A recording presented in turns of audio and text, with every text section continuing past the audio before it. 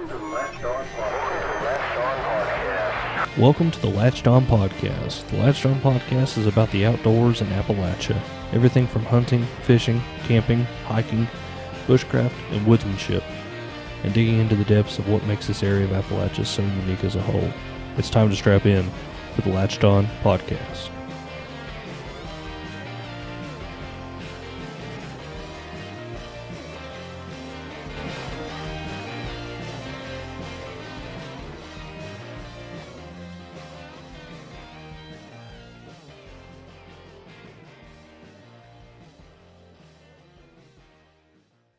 Alright guys, welcome to the Latched On Podcast. I'm host Andrew here with Zach Church. He's a good old friend of ours, hunting buddy, and all that stuff. Zach, welcome. Thank you, buddy. Glad to be here. Yeah, so hunting season's over. What do we do now? Postseason, getting ready for next season, I guess. I'm having a crisis right now. Cabin fever. Can't stand being in the house. I don't know what I'm going to do. I think now's the time that we can do some of that winter scouting. They should be dropping their antlers pretty soon, too. Yeah, I am looking forward to that. Around the property and all that stuff that I own, I find about one or two sheds about once a year. Every time I'm out mushroom hunting, it's about the best time to do it. Yeah, I agree completely. Yeah, I mean, I guess the winter scouting thing is the best way to do it. Went squirrel hunting and rabbit hunting a few times, and saw a lot of good deer sign out on Powell's land. So definitely some good opportunities. Yeah, that's always good. The squirrel season ends in like 2 days, too, so that's almost up. Yeah, it's really depressing. Another thing I like to do after season's over is go through my pack, and they're my commonly packed, whether you pack a pack, fanny pack, or whatever you carry, you can ditch anything you didn't use, except maybe your emergency supplies, because a lot of times we carry more than what we actually need. All the time. All the time. I guess my biggest thing is I actually did it during hunting season. I realized how much crap I was carrying and how little I don't need to carry. And, like, literally in my day pack, all I have is a first aid kit, a poncho / tarp, and my what I call the possibles pouch, which has my gutting knife, game shears, a little bit of rope, a lighter. That's about it. Yeah, your everyday stuff. And that's literally it. Yeah. I mean, that's what mine's looking about the same. I have a little first aid kit. I'd keep an extra release in there. Pretty big on that because where I hunt pretty deep, if I got all the way in there and forgot my release, I'd have like a 1 + 2 mile walk. So you always got to leave your emergency supplies like that in there, but ditch those extra layers. Maybe you carry too many flashlights or whatnot. I usually just carry my headlamp and one set of batteries for them, my kill kit, and then I drink a unusually large amount of water, so I have to carry quite a bit of water. But this year, I'm actually adjusting that. This year, I got some Aqua Mirror drops, so they only weigh about an ounce per bottle. So you have the 2 little bottles, so I can just carry in a smaller amount of water and just keep refilling on, because we have a lot of creeks and stuff in the mountains where we hunt. Right. Maybe that way I can ditch some of that water weight. So I'm going to try that out this season. So that's just something little that I'm trying to adjust instead of carrying 5 liters water bag for a full day hunt. Right. Yeah, I haven't looked into it or anything about those. I've looked into that liquid IV thing that they've talked about on that Meat Eater podcast. And I was curious about it because my biggest issue with water is I seem to only drink it when I'm out hunting. Like, I'm usually either drinking coffee or green tea. Oh, yeah. Which is not bad or nothing, but it's when I'm out hunting, I carry like a normal water jug or whatever it is, and I just realized I need to drink a lot more water. And I thought that liquid IV or something that helps you hydrate better would help. I don't know. It's something I just have to look into a little bit more. I agree 100%. The day that, so I use a liquid IV a lot of times in the military when we go to training because you're out in the field for so long. And the day I killed my buck, I was out of water. And once I got to the truck, I was able to refill on water. But I searched that entire truck for liquid IV because I keep usually them on hand and I could not find one. So now in my kill kit, I have a knife, blades, 2 liquid IVs in my game bags, and a chem light. What's the favorite flavor? Strawberry, without a doubt. Strawberry is pretty good. The apple pie is very interesting. I don't know if I'd call it good. That's something that you don't associate with drink pouch as much as an apple pie. When I hear of apple pie as a drink, I think of like going down to Gatlinburg and buying an old Smoky Mountain moonshine, apple pie moonshine. You know, it's not something you associate with like something like a Kool-Aid. No, you're right. And I tried it, and it tastes like that flavor with no burn after. It's pretty odd. It's not a bad flavor, but still, it's just not something I expect. No, yeah. Not that I wouldn't recommend it, but it's definitely not on the top. It's probably the bottom. Strawberry's great. The acai berry, it's like a blueberry style. It's pretty good. And just for future reference, guys, we are not endorsing Liquid IV unless they decide to sponsor us. And in that case, we totally welcome Liquid IV to sponsor us. I don't know. But we're just talking about normal stuff. A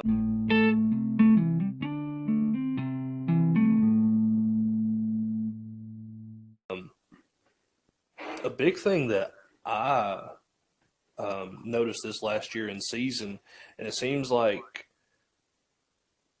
I'm only a recent bow hunter. I've only bow hunted the last 3 years. Still never got a deer with a bow because, I don't know, I just can't figure it out. But it seems like every place that's good to hunt sucks when you go in with a bow. I can go in there during, there was a spot I went hunting down there about halfway between where you and I live, down toward Little Stony Falls. I go in there during turkey season last year, right when they had that snow at the beginning of April last year. Went in there, 13 deer. I'm like, yeah, I'm going to bow hunt here opening day, right where I saw them deer. Open timber cut, oak flats, perfect. Didn't see a damn deer. They were all on private land 500 yards away. That's the theory of hunting season. Deer know when it comes in and they're gone. They're like, yeah, they hunt here. I'm going to disappear right here. That's how they are. Deer are smarter than we give them credit for. I don't care what anybody says. Yeah, you're not wrong there. Another thing that I'm pretty big fan of doing after hunting season, though, is go through your other gear, maybe not just what's in your pack, but so say you're a saddle or a tree stand guy, or you're kind of like me and you do a little bit of both, or a hybrid setup. Well, you can go through and see what gear worked, what didn't. If you use gear ties for this, but it didn't really do great, maybe try some Titan straps or something different. Just those little things. And then can you improve anything? Maybe you can silence something with some of that stealth tape. I've never used it, but I've heard good things on it. I got a roll. It's not particularly stealth tape. It's just like a camo wrap I found on Amazon. It reminds you of the same texture as like a athletic tape. Not athletic tape, but like the Coban. Coban, yeah. Yep. I use it on my Hawk Helium sticks, and it helped out a little bit, but it doesn't stick as well as like stealth tape or stealth strips would. But of course, I got me a new climbing sticks at the end of season when Tethered was having a sale on their Skeletor climbing sticks. I'm eager to try those out. Yeah. And because the Hawk Heliums were good, but they're so heavy. Yes. And I had 3 of them of the 20 inches, and they weigh 1.5 pounds more than 4 Skeletor sticks. Yeah, that's you gotta. The Hawks are good. I had a set, and I think they're great for entry. Or if you're, $30 a stick, that's the cheapest you can go. Absolutely, but when you go cheaper on money, you go heavier on weight. And that's just the fact of it. It's the nature of the beast. If you want that lightweight, you're going to have to pay for it. Oh yeah. So And I think you and I both have done some upgrading already, oh because that's yeah, what after the hit, like I said, if you can replace any broken gear, fix anything, maybe you need some new gear. Maybe there is something you have to do. I mean, I'm not going to encourage anybody to buy something they don't need, but hmm uh, maybe you could just replace something, and because you got better with it, or you know that you could be more efficient with lighter weight or whatever the case may be. I think it's always a good opportunity that when you're hunting, and me and you do this, so it's not even an issue with us. It's just second nature. You see what you're doing, you see how to better improve your thing, and maybe it's second nature for everybody. I don't know. I don't know how other people hunt really, but it should be. It seems like a common sense thing to do to always keep in the back of your mind. Okay, you know, like your climbing setup in your saddle, you totally forego having the tether and the lineman's belt. Mm-hmm. And it works out good for you. And I even got to the point of where watching some people on YouTube and all that stuff of where I wouldn't even use the lineman's belt and I would straight up just use the tether, Mm-hmm. loosen it up, climb, tighten, and Yep. so on and so forth because it's just less stuff to worry about. And maybe it's just me, but I'm that kind of guy who I go in there, I can get in there at 4:30 in the morning and I'm like, I gotta go. I gotta hurry. I gotta get up there. I can't wait. I can't. I don't have time. I gotta get up in that tree as fast as I can. Mm-hmm. And when you do that, you make mistakes. Yep. And there's a lot more, shit to hold on to, figure out, and deal with. And when you're climbing a stand, I'm not super comfortable with it. I'm getting better at using the saddle and the lineman's rope and all that stuff. But when you have all that lineman, you have your sticks. Oh I yeah. mean, There's a lot to go wrong, and it's easy to make mistakes, especially when you do get in a hurry. now I did get in this habit with my Hawk helium sticks. They had the daisy chains, and I started getting to the point of where I'd set up my first one, and on the top step, I would tie the daisy chain for my second one at the bottom of Mm-hmm. it, and then tie the other one to that. So as I kept on going up, I was just dragging it with me instead of it being tied to my saddle. Yeah, I like that because I don't like having stuff hanging off of me when I I climb. hate it. Yeah, I because hate having that Predator platform uh, mm-hmm. strapped to me, and it gets in the way all the time when I'm climbing. Yeah, so that's what I went with. Less is more. Because when I first started setting up the saddle, I practiced a lot in the summer, and that was another thing I was going to hit is you definitely hmm need to practice with your gear. But the I put on some just random Molly pouches I had when I first got my saddle, and within like 2 weeks of just practicing in the summertime, I ditched every hmm pocket or pouch on a saddle. So I literally just have a couple S beaners, and hmm I have no pouches on my saddle. I have the one rope that I use for both, and I clip my platform, the Predator platform, to the back of my saddle, and I loop because I usually only hunt 2 sticks high. Because hmm this past season, I was using the 32-inch uh, Novik sticks. They're like the hmm old Lone Wolf, if anybody knows those. And I would just loop the long daisy chain over the next, or the top of my stick. So by the time I got to the top of it, I could just pull it up. Yeah, And 2 sticks high, I was like 12 to 14 feet, depending how far I that's all you stretched. need. Yeah, I saw when we hunted last day of bow season together, I saw the Novik sticks and they were really interesting. And I actually looked at those Lone Wolf sticks and those Novik sticks and I was like, maybe I should go with that too.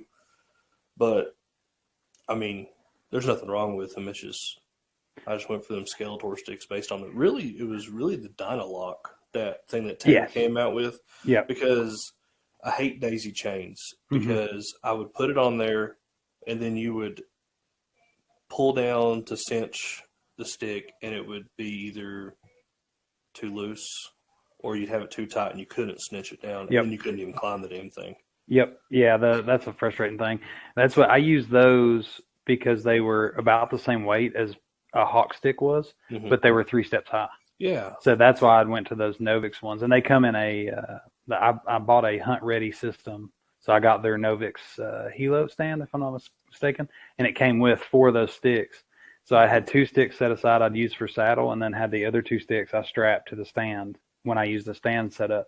Right. And but even this year, I pre-ordered those Latitude carbon Speed Series sticks that they won the award with at the ATA show. Yeah, I saw that, and I'm really impressed with those sticks too. I was a little skeptical when they said carbon fiber, no metal, and then I was like, oh no. And then I saw it at the show, saw it being used and all that stuff, and I was impressed with them too. And I was like, dadgummit, I wish I didn't buy Skeletor sticks. Oh no. Yeah, there's so many good products on the ground now though. Like it's out. I mean, you can get good stuff from anywhere, and it uses a similar system with the Amsteel rope. Yeah, I thought that was awesome too, because as soon as I saw that, I was like, oh, whoa, hold on a minute now. What did I do? I'm like, do I need to sell my Skeletor sticks? And I'm like, I haven't used my Skeletor sticks yet. I'm not going to trade them in just to get these Latitude ones. I bought. Hey, I'm bad for that. I bought those hawk sticks for hunting season and ended up with the Latitude ones right as season started, and never hunted with the hawk ones, and then sold them. Yeah, I was trying to. I asked a guy. I work with him, and he's a saddle hunter up in Kentucky, and he told me at the end of the season, he's like, I'm getting out of saddle hunting. And I'm like, why? And he's like, I can't stand the heights, man. And I'm like, what kind of climbing sticks are you using? He's like, I'm using them muddy ones, them real heavy ones that you can get like Royal King or any kind of general hunt store. I'm like, get a better climbing stick, and maybe it'll change it for you, because I realized when I was climbing with those Hawk Heliums, I have a bigger fear of climbing and, getting down than I do of actually being up there. Yeah. When I'm up there, I'm good. But I'm nervous as hell when I'm climbing and unclimbing, because even with that lineman's rope, if I slip the wrong way, oh, it's gonna hurt. It's gonna keep you a lineman's belt. That's what a lot of people think it's the do all, because people talk about how safe it is. It is safe. It keeps you attached to the tree. Yeah. And keeps you from smacking the ground. Yeah. But you're still smacking that tree, and if you're probably gonna get cut on your stick or your stand platform, whatever you're using, it's still gonna hurt. Oh yeah. It's just preventing you from hitting the ground. So yeah, which I'd rather get a scuff than a broken back, but still. Without a doubt, yeah, it's not gonna be fun, and it's probably gonna ruin that hunt anyway. Oh yeah, but that's I try to hunt that thick stuff and try to stay low. I like that low setup, and that's what, even if I don't if I have to use all three of the Latitude sticks, they're still only 19 ounces a piece, and the only thing I didn't like about the 32-inch sticks is where I do hunting thick stuff, they were up above my head. So every time I try to duck and go under like Mountain Laurel, which we fight all the time, my sticks were getting hung on the trees, overhanging branches and stuff. And I don't think those Latitude ones, they don't have collapsible steps. They stick out, don't they? Yep. They're like those Skeletor one sticks or whatever, or not the Skeletor one sticks, but the tethered one sticks. Yep. They're no moving parts, no metal, no moving parts. Which is good in terms of a sound factor and all that stuff. But like you said, we hunt all this thick shit. There's Mountain Laurel everywhere. Literally outside my front window, there's Mountain Laurel right here. Yep. I mean, it's everywhere. You can't get rid of it. Now, it's great stuff to hunt in because the deer will bed in that stuff. And it's great to hunt along the edges of it. But like I said, that was the same thing with using a climbing stand years before. I would use that climbing stand on my back. I'd get caught in that Mountain Laurel. Yeah, that's primarily the big reason I switched to a saddle. Yep. That was I was brought up hunting with a tree stand, or a climbing tree stand, and I hated it since I was little, and that's what I hunted with as a teenager. And I always thought there had to be a better way than this, but YouTube wasn't a big thing. It was there, but there wasn't the hunting public or none of them guys that come out yet with just a simple lock on. If you really think about it, YouTube didn't really explode with like a hunting aspect toward anything until at least 2015, 2016. Like, it really took people like Meat Eater, Hunting Public, and people like that to make it a thing. Yeah, make it mainstream. And even then, I mean, this is a whole nother conversation, because me and you's had these conversations about YouTube before, because you had a YouTube channel and I had a YouTube channel before they changed their whole monetization policy. YouTube used to be great. Yeah. Now I just use YouTube as just a thing to get content out there just so I can make content. But do I make money off YouTube? No. You Yeah, can't that's make it. money off YouTube. Yeah, and unless you can get popular really, really fast anymore, And that's almost it's a, impossible. yeah, it's a hobby. That's what Yeah, it it's turns just into. exactly, it's just a hobby. Yeah, but that's what. But yeah, just being smoother, and that goes back. We went on a gear rant, but going back to just updating your postseason stuff, like that was one of the things I knew I wanted to change. Is I had those two. I was only carrying two, which was not too bad, Mhm. because I think those Novik sticks are 2.2 pounds. Don't quote me on that, but close to that per Mhm. stick. But and I only carried two, so it was pretty. It's lighter weight than most people set up stick size, but I was only going 2.6 high, but they're 32 inches tall. The steps fold straight up, and so that adds another 4 or 5 inches of height. And I was getting hung on stuff, and those latitude sticks, even though they don't move or nothing, they are within my profile of Mhm. my torso. So no matter pretty much how I strap them to my pack, they're going to be within my shoulder and hip width. So Yeah, that's about perfect. But I think the biggest thing that we need to figure out with what I need to figure out with postseason stuff is, I've already done my gear review, my gear inventory. I mm-hmm. did that stuff back in December when I pretty much got my buck in November. I didn't even deer hunt hardly at all December. I wish I did. Um, but I think I had that new baby on the way. I wasn't Mm-hmm. even focused on hunting as soon as I got my buck. Uh, but I think the big thing is that we need to figure out what we're using, figure out what we're not using, get rid of what we're not using, and do that winter scouting. If you late season hunt, I mean, hell, in Virginia, you can hunt squirrel and rabbit up till February 28th. You can hunt turkey up until January 26th. Duck, I think, is late January too, and then grouse is February 11th. And this is 2023 dates. This ain't 2024 dates. But every time I went out rabbit hunting with my buddy Tanner, or I went beaver trapping or something like that, I was always looking Mm-hmm. rubs, Mm-hmm. scrapes, deer shit. I was Yep. looking for it everywhere. And luckily, Virginia has these PALS lands where we Mm-hmm. live in Wise and Dickinson County. I was always wrote them off, never got the permit until last year. Some good hunting opportunities on PALS land. It's a lot of old reclaimed strip jobs, Yep. and luckily that provides the habitat diversity that whitetail deer love. Mm-hmm. They got them autumn olives and all the other stuff Autumn that. olives, open fields, Yep. And see, riders. that stuff's not as prevalent on the national forest. That's the natural land. Hmm. The autumn olives, like I don't think I've ever seen autumn olive bush on national forest. Uh, if I do see them anywhere, they're near gas wells where there have been some disruption, where old gas companies came in there and Mm-hmm. put their gas wells up, or they've popped up where they've done a forest burn Okay. or a timber cut. But Yeah. when you're going through the virgin forest, Yeah. no, there And ain't that much there. It's just it's all just old growth. yeah, it's that other good food source for them. It's another thick habitat for them. It that kind of checks a lot of boxes. Now it's way harder for us, but Oh yeah, that's why they like it. yeah, they like it. The thing I hate about autumn olives, and this is getting off tangent. This will be the last thing of the postseason stuff. The big thing that I hate about autumn olives so much is there's a trade off. All right, first of all, you can eat the berries, so there's an awesome opportunity. You can make jelly, eat them, wine, whatever out of the autumn olives.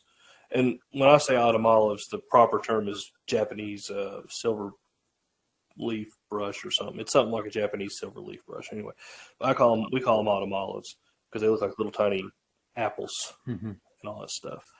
Um, Real sour, but you think they provide good cover for the deer, which they do. And then I was like, all right, well, my in-laws, they own a couple of open fields where they used to keep sheep on. There's a lot of autumn olives there. And I'm like, all right, they should have good rabbit habitat. Well, apparently rabbits do not like autumn olives. It's Hmm. not thick enough for them in the understory for them. It's thick up here, but foxes and coyotes can still run through that stuff. Hmm. So you see it, but in terms of like natural habitat for other animals besides deer, it's Hmm. not good. Yeah. but it's a quick growing plant and it grows freaking everywhere. Mm-hmm. But like I said, big thing about the postseason is we're figuring out what we need, figure out what we don't need, and I'm in a hunting mentality pretty much 365. So during the spring, when I'm not hunting turkey, and in the summer, I'm going to be focusing on nothing but I'd like to do a lot of backpacking, camping, and all that stuff because that's a good way to test out gear. Mm-hmm. Yep. Instead of using your hiking backpack, use your hunting backpack. Yeah, so use your hunting backpack because pretty much they're the same thing. They're just outfitted with different material and pockets and modulations to make it more outfitted for hunting, but you can fine tune that for camping, no problem. Mm-hmm. And if you're going to do multi-day hunt, switch around here. Not as common as out west, but there's a lot of national forests where we live, and sometimes it's easier just to camp than to walk 5 miles in and 5 miles back. That's what I did. Yeah. Early November, I did a backpack hunt up here. Yeah, it's a lot easier to do it that way, and just to backpack in there. But yeah, I think that's just like a good thing we need to look at, and it'll definitely, as soon as we get through this winter gloom of February, which is when this is being recorded, it's just something we need to look at in the spring and summer. Is just every time you go outside, look at it as an opportunity to scout, look at it as an opportunity to test out gear, and looking at it as an opportunity just to honestly get outside and be more knowledgeable of your stuff. Be a better woodsman. Simple fact of the matter. Yeah. Being a better woodsman makes you a better everything, hunter, trapper, fisherman, and everything. And like I'm big on looking for mushrooms in the spring, looking for any kind of wild edible, especially like blackberries, blueberries when they start coming in. And when you realize that's a lot of what birds and bears eat, especially if you're a bear hunter, you figure out kind of where their food sources are at least in the early fall, late summer, when you have that early rifle season for bear. Yep. So, well, anyway, guys, we kind of talked about a broad subject. We talked about postseason stuff and some gear stuff. We nerded out a little bit about gear, but every time Zach on this podcast, you're going to hear a lot of nerding talking out about gear and all that stuff because he's just about as big of a gear nerd, if not more than I am. Yeah. So we'll check y'all next time on episode. We'll talk.